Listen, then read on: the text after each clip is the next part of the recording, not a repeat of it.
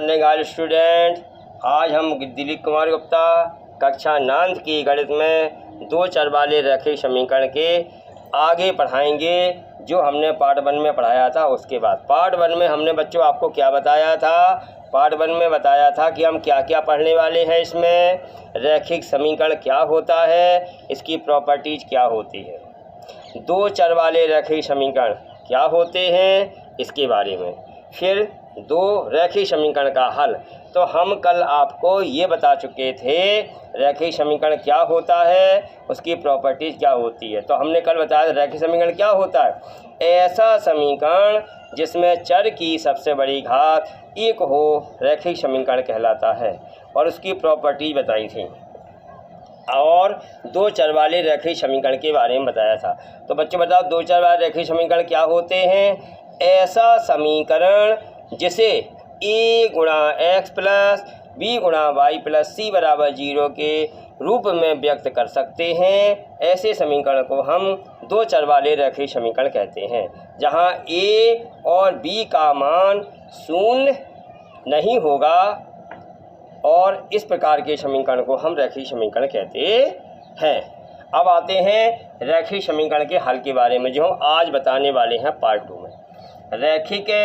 रैखिक समीकरण का हल देखें, दो चरों वाले रैखिक समीकरण के अपरिमित रूप से अनेक हल होते हैं। इसका क्या मतलब है?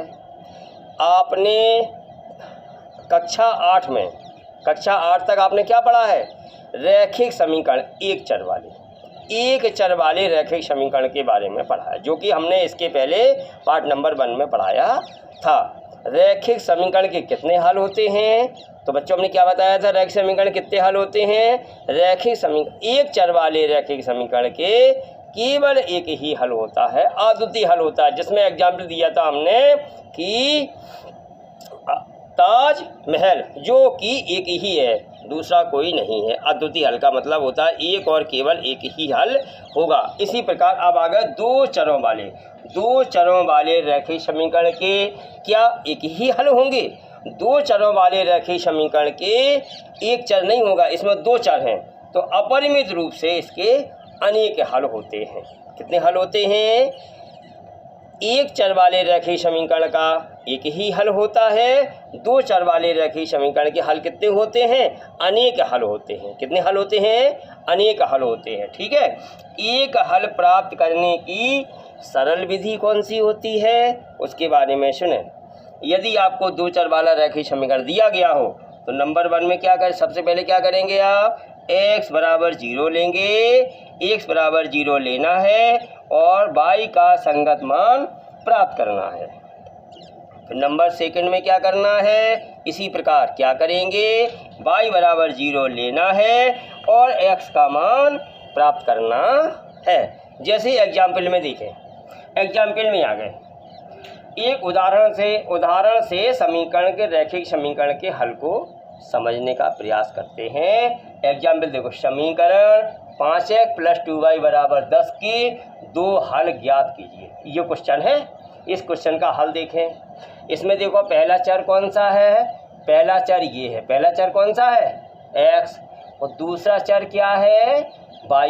तो इसमें जो x और y जो चर है उसके लिए सुनो, हल में देखो सॉल्यूशन, x बराबर क्या रखना है? 0। इसका मतलब है x बराबर 0 का मतलब है x की जगह 0 रख दो, तो क्या होगा?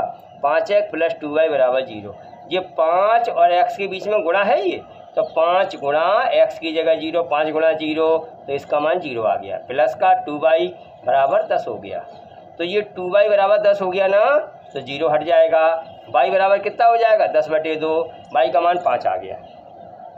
अब बच्चों देखो, ये ब्रैकेट में जो हल होता है यहाँ x का मान रखा जाता, यहाँ y का मान रखा जाता। इस प्रकार से ब्रैकेट के अंदर जब लिख देते हैं तो ये एक बिंदु बन जाता। क्या बन जाता है? बिंदु x, y। क्या बन जाता है? बिंदु x, y। ठीक है, अतः ब्रैकेट में क्या लिखना है? पहले x कितना है? x कितना रखा था? 0। फिर y कितना रखा था? 5। तो x की जगह क्या रखना है? 0। यहाँ x, y है ना, तो x की जगह क्या रखना है? 0, y की जगह 5। तो जी 0, 5 जी क्या हो गया? ये एक हल हो गया। काहे का? जो समीकरण दिया गया था 0 कॉमा ब्रैकेट में 0,5 दिए हुए समीकरण का एक हल है। अगर आपको और दूसरा हल निकालना हो तो आसान विधि क्या है? इसी प्रकार जैसे हमने यहाँ x बराबर 0 रखा था, इसी प्रकार क्या रखेंगे? y बराबर 0 रखेंगे। तो क्या होगा? 5x प्लस 2y बराबर 0। अब y की जगह 0 रखना है तो y ये है, यहाँ 0 रखेंगे, 2 गुणा 0 होगा। तो जब किसी भी संख्या में जैसे 5 में 0 का गुणा करें, 7 में 0 का गुणा करें, कितना आएगा आंसर? 0 आएगा। क्या आएगा? 0 आएगा। आगे बात समझ में? ये रफ काम हो गया। तो इसलिए 2 गुणा 0 का मान 0 आ गया। 5x बराबर 10 हो गया। x बराबर 10/2, 10/5, 5 का भाग 10 में दिया, 2 आ गया। तो बोलो x का मान कितना आया? x बराबर 2 आया और y बराबर 0। तो x कितना हो गया? 2 और y हो गया 0। तो 2,0 हो गया। ये 2,0 जो है ना, ये भी दिए हुए समीकरण का एक हल है। ये आसान विधि है। ये आवश्यक नहीं है कि x की जगह 0 रखें, x बराबर 1 रख सकते हैं, y का मान निकल आएगा, वो एक हल हो जाएगा। x बराबर -1 रखो तो y बराबर निकल आएगा। x बराबर 2 रखो निकल आएगा। y बराबर 1 रखो तो भी निकल आएगा। ये जरूरी नहीं है कि 0 0 ही रखना है। इस प्रकार समीकरण के हलों को निकाला जाता है। आगे देखें।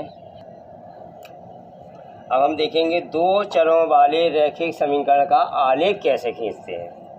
देखो बच्चों, 2 चरों वाले एक रैखिक समीकरण ज्यामितीय रूप से एक ऐसी रेखा से निरूपित किया जाता है। एक बार फिर देखो बच्चों, 2 चरों वाले एक रैखिक समीकरण ज्यामितीय रूप से एक ऐसी रेखा से निरूपित किया जाता है जिसके सभी बिंदु, कितने बिंदु? सभी बिंदु समीकरण के हल होते हैं। इसे रैखिक समीकरण का आलेख कहा जाता है। अतः 2 चरों वाले रैखिक समीकरण का आलेख प्राप्त करने के लिए हमें कितने हलों की आवश्यकता होती है? 2 हलों के संगत 2 बिंदु कम से कम आलेखित करना होगा और उन्हें एक रेखा से, जब 2 बिंदु आलेखित हो जाएंगे तो उन्हें मिला देंगे। मिलाने से क्या बन जाएगी? एक। मिलाने से मिला देना पर्याप्त होता है। अब देखिए पॉइंट नंबर 1 में क्या करना? ग्राफ मीन्स आलेख। ग्राफ आलेख बनाना। ग्राफ मानी आलेख खींचने के लिए हमें कम से कम समीकरण के कितने बिंदु हमारे पास होने चाहिए? कम से कम 2 बिंदु। ग्राफ खींचने के लिए हमें समीकरण के कम से कम 2 हलों की आवश्यकता होती है। अगला पॉइंट, एक घात वाले बहुपद समीकरण, इसी को तो कहते हैं 2 चर वाले रैखिक समीकरण, या 0 हटा दें बहुपद हो जाए। बहुपद समीकरण ax + by + c बराबर 0 को रैखिक समीकरण कहा जाता है। क्योंकि इसको रैखिक समीकरण क्यों कहा जाता है? ax + by + c बराबर 0 को, देखो ax + by + c, ये ax + by + c बराबर 0 को रैखिक समीकरण क्यों कहा जाता है? क्योंकि इसका जो ज्यामितीय निरूपण, जब इसका हम आलेख खींचेंगे, ज्यामितीय निरूपण में एक आलेख खींचेंगे तो वह एक रेखा होती है। क्या बनेगी? रेखा बनेगी। अब हम एक एग्जाम्पल लेकर के उनके 2 हल निकालेंगे और आलेख खींच करके देखेंगे एक एग्जाम्पल द्वारा। देखो बच्चों, अब एग्जाम्पल द्वारा हम लोग देखेंगे कि ग्राफ पेपर कैसे खींचा जाता है।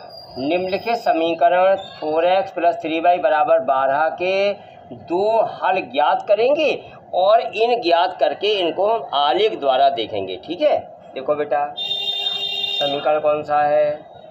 समीकरण 4x + 3y बराबर 12, ये समीकरण है। ये आपका समीकरण है। इसमें आप x बराबर 0 रखो। 0 रखने पर बोलो, जब x बराबर 0 रखने पर x की जगह 0 रखने, यहाँ पे 4 गुणा 0 होगा, तो 4 का 0 में गुणा करेंगे कितना होगा? जैसे यहाँ पे 7 का गुणा 0 में करेंगे कितना होगा? इसका आंसर 0 आएगा ना। तो 4 गुणा 0, 4 गुणा 0 प्लस 3y बराबर 12 होगा। तो 3y बराबर 12 होगा। y बराबर कितना हो गया? 12/3 हो गया।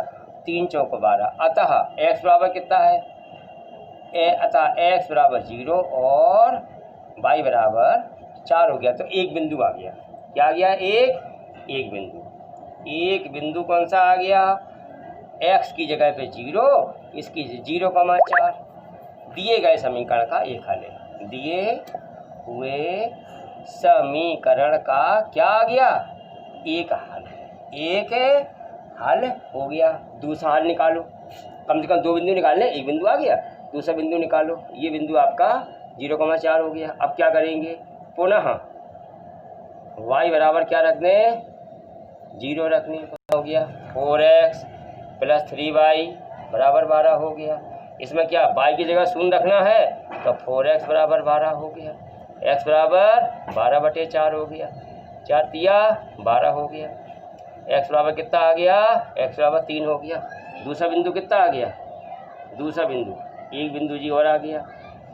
एक बिंदु कौन सा आ गया? x 3 है, y 0 है। 3,0 दिए हुए समीकरण का एक हल है। कितने बिंदु आ गए? एक बिंदु जी आ गया। इस बिंदु को a मान लेंगे और इस बिंदु को b मान लेंगे। अतः a बराबर कितना हो गया? बिंदु a बराबर कितना हो गया? 0,4 और बिंदु b बराबर कितना हो गया? 3,0। ठीक, हमने आपको ये भी बताया था, जरूरी नहीं है 0 रखो, यहाँ पे x बराबर 1 रख सकते हैं तो दूसरा बिंदु आ जाएगा। ठीक है, अब इसके बाद हम आलेख में इसको देखेंगे, आलेख कैसे बनेगा इसका। ठीक, देखो बच्चों, हमारी x o x डैश हो गया, ये x वाली रेखा हो गई और ये y वाली रेखा। ठीक है, इसमें हमको 0,4 को बिंदु को दर्शाना है। 0, देखो ये 0 है ना, ये चलते हैं x वाली रेखा पर। x वाली रेखा ये है और y वाली रेखा ये है। ग्राफ पेपर है, ये ग्राफ पेपर में आलेख खींचना है। तो ये 0 कहाँ चलेंगे? x की जगह। तो यहाँ पे मूल बिंदु जो होता है, यहाँ x भी 0 होता है, y भी 0। तो यहाँ से 0 हो गया और y पे चल रहा है 4। y कहाँ है? y ऊपर जाएंगे तो प्लस का होगा, नीचे आएंगे तो ये 4 का आएगा, प्लस का है ना। तो यहाँ से चलो, एक जी हो गया, दूसरा जी हो गया, तीसरा, चौथा, ये बिंदु आ गया। ये बिंदु आपका ए हो गया। इसके निशान कितने हैं? 0,4। ठीक है, अब आते हैं वाले पे। तो 1 2 3 x पे चले और y 0 है ये, तो ये बिंदु आ गया। ये बिंदु आपका कौन सा हो गया? ये बिंदु आपका बी हो गया। ये कितना हो गया? 3,0 हो गया। अब क्या करेंगे? इन दोनों बिंदुओं को मिला देंगे। तो ये क्या बन गई? ये तुम्हारा समीकरण हो गया कौन सा? 4x प्लस 3y बराबर 12। कौन सा हो गया? देखो ये सही नहीं आ, देखो ये समीकरण हो गया 4x प्लस 3y बराबर 12। ये क्या बन गई? ये क्या बन गई? एक सीधी रेखा बन गई। तो ग्राफ से आपने देखा, 2 चर वाले रेखीय समीकरण का जब ग्राफ द्वारा देखते हैं तो क्या दिखती है? एक सीधी रेखा। ये ग्राफी निरूपण हो गया। ठीक, अब देखो आज इतना देखते हैं, इसके आगे का पार्ट नंबर 3 में देखेंगे।